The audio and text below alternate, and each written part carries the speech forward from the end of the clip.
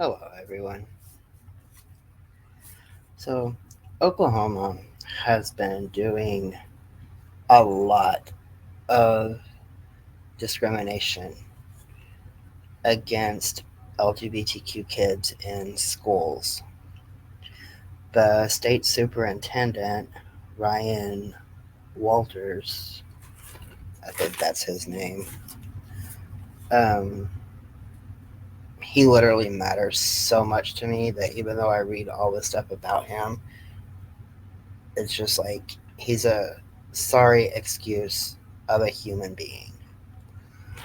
He has fired teachers, he has fired principals, all because they want to help all the students.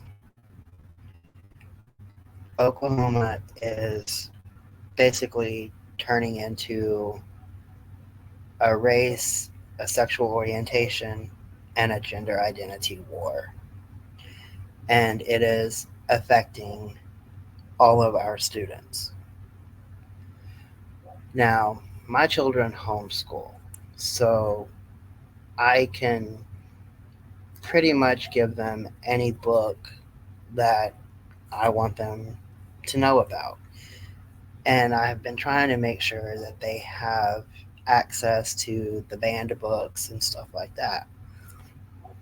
But it got me to thinking a lot about the kids that's just in public schools and they don't really have a way to get away from it when teachers or staff, principals, superintendents, or in this instance, the state superintendent, is doing nothing but discriminating against them and not letting them be who they are.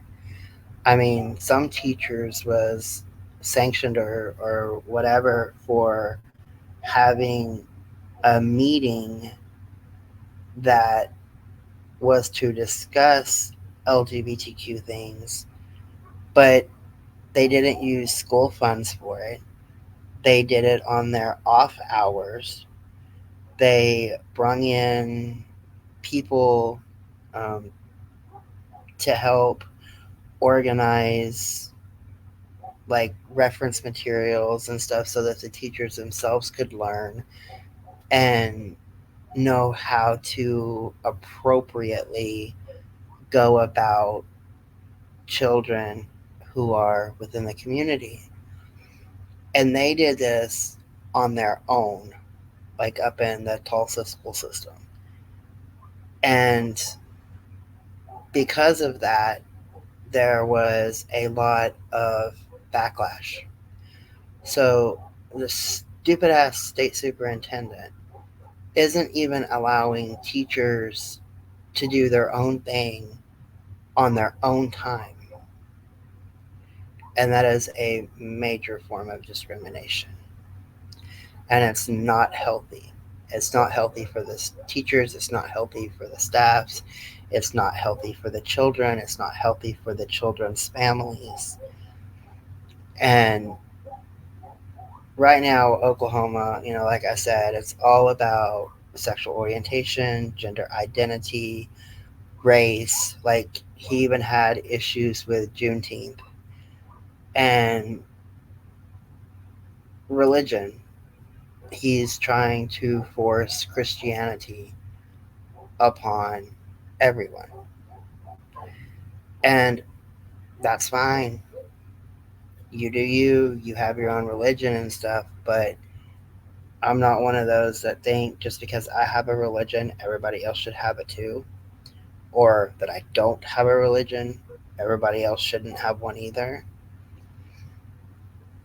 But for him to be doing the stuff that he's doing, it got me interested in a lot of the laws and stuff that are set for around the United States.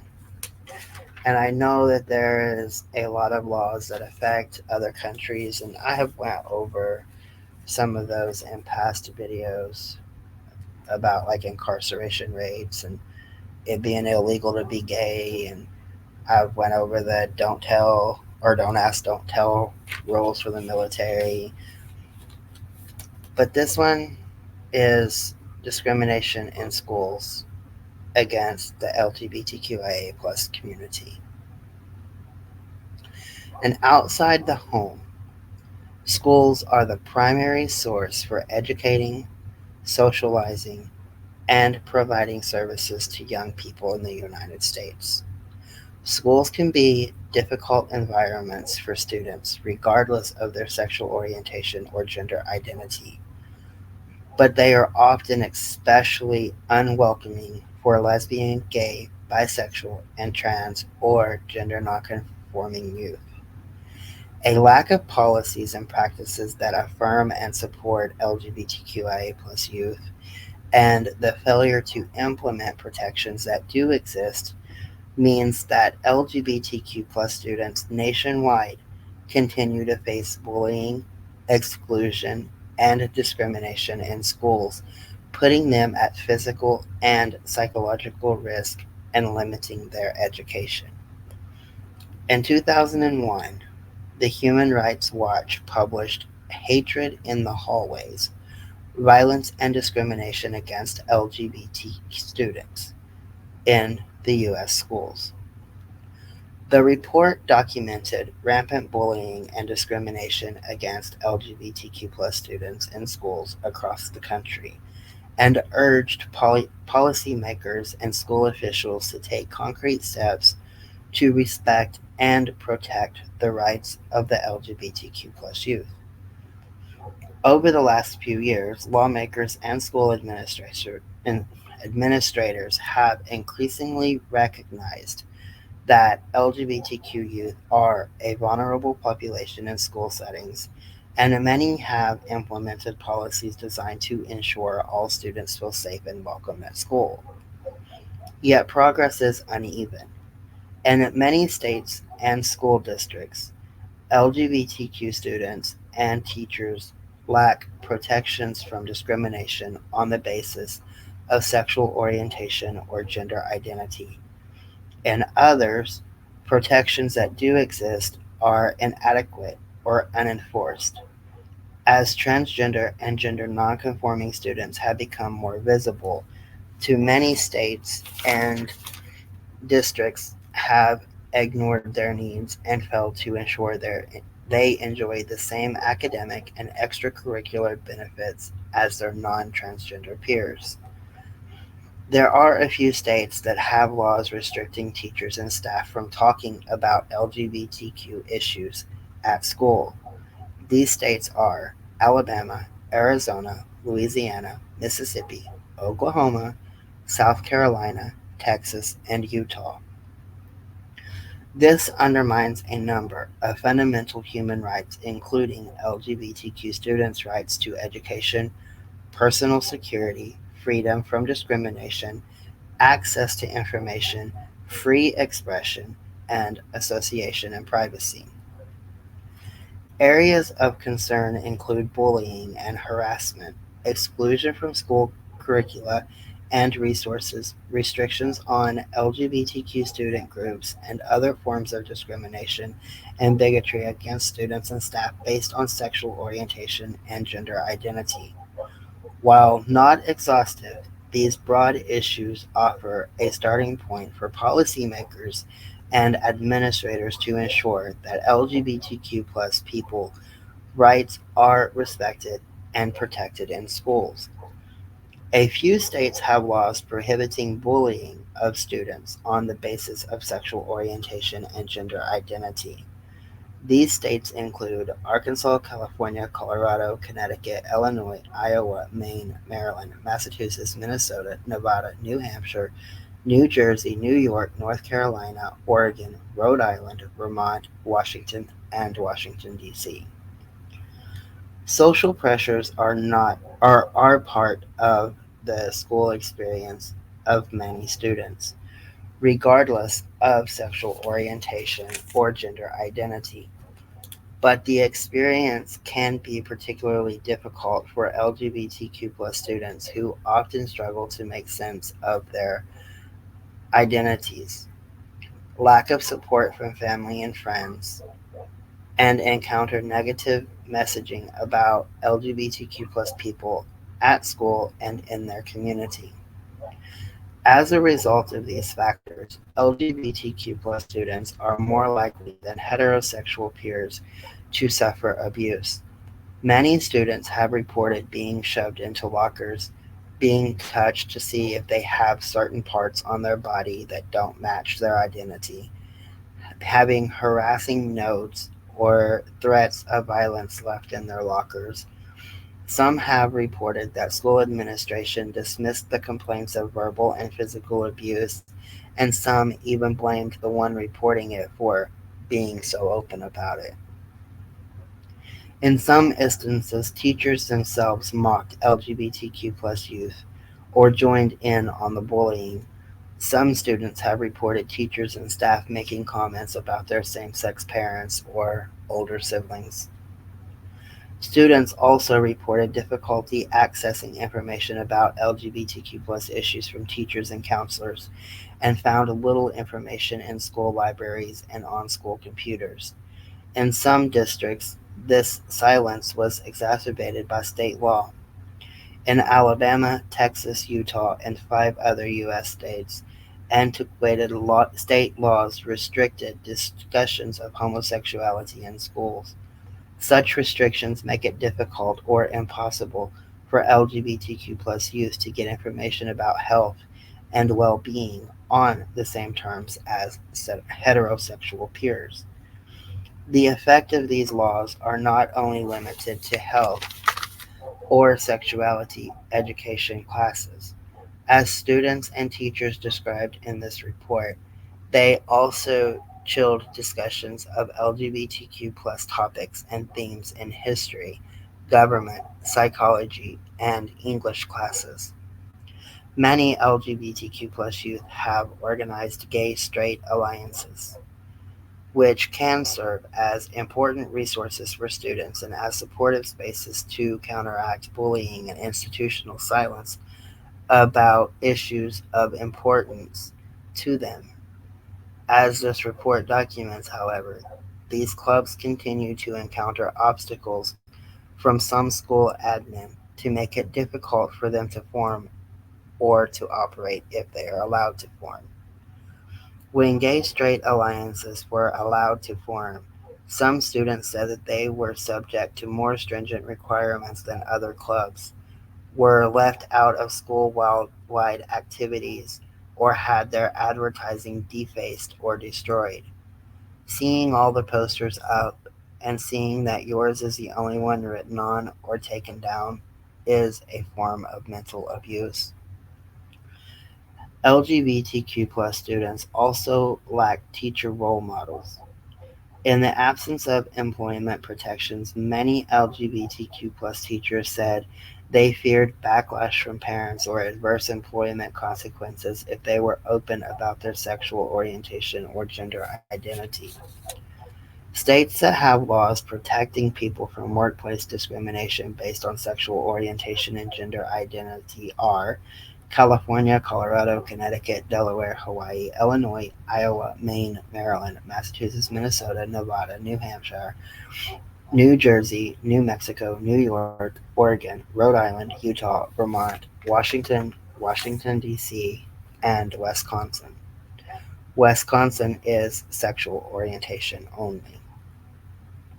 Discrimination and bigotry against transgender students took various forms, including restricting bathrooms and locker room access, limiting participation in extracurricular activities, and curtailing other forms of expression. For example, dressing for the school day or special events like homecoming. Some students reported things like, "They didn't let me in and I didn't get my money back," when a trans girl tried to wear a dress to a homecoming or a prom. LGBTQ plus students also described persistent patterns of isolation, exclusion, and marginalization that made them feel unsafe or unwelcomed at school.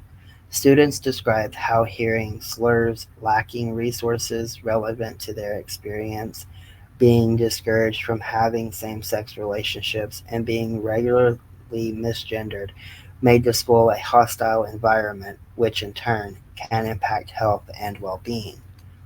Comprehensive approaches are urgently needed to make school environments welcoming for LGBTQ plus students and staff, and to allow students to learn and socialize with peers without fearing exclusions, humiliation, or violence.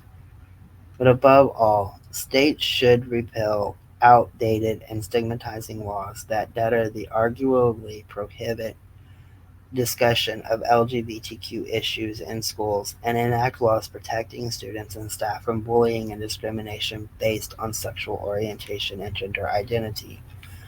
Schools should ensure that policies, curricula, and resources explicitly include LGBTQ plus people and that the school environment is responsive to the specific needs of LGBTQ plus youth. Teachers and administrators should work to make existing policies meaningful by enforcing protections and intervening when bullying and discrimination occurs. So, to the state legislator, ensure that state laws against bullying and harassment include enumerated protections on the basis of sexual orientation and gender identity. Ensure that states' non discrimination laws include explicit protections from discrimination on the basis of sexual orientation and gender identity, particularly in the education, employment, and public accommodations. Repeal laws that preclude local school districts from providing enumerated protections against discrimination on the basis of sexual orientation or gender identity. Repeal laws that prohibit or restrict discussions of LGBTQ plus issues in schools. To the state departments of education, ensure that teachers, counselors, and other staffs receive training to familiarize them with the issues LGBTQ plus students might face. Promulgate model guidelines for school districts to follow to make schools safe and inclusive for LGBTQ youth. To school administrators, ensure that school policies against bullying and harassment include enumerated protections on the basis of sexual orientation and gender identity. Ensure that the school provide comprehensive sexuality education that is inclusive of LGBTQ plus youth, covers same-sex activity on equal footing with other sexual activity, and is medically and scientifically accurate. Ensure that GSAs and other LGBTQ plus student organizations are permitted to form and operate on the same terms as all other student organizations. Ensure that same sex couples are able to date, display affection, and attend dances and other school functions on the same terms as all other student couples.